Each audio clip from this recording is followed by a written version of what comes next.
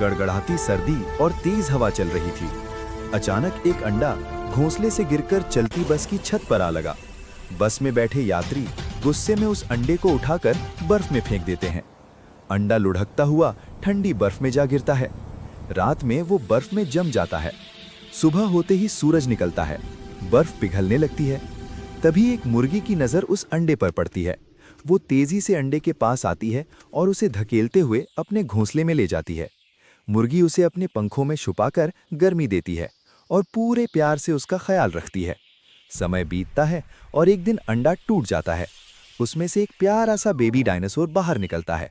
मुर्गी उसे अपने बच्चे की तरह पालने लगती है। तभी जंगल से एक विशाल माँ डायनासोर दौड़ती हुई आती है और अपने बच्चे को अपने साथ ले जाती है। घोंसले में मुर्गी अकेली रह जाती है और चुपचाप रोने लगती है। लाइक सब्सक्राइब नहीं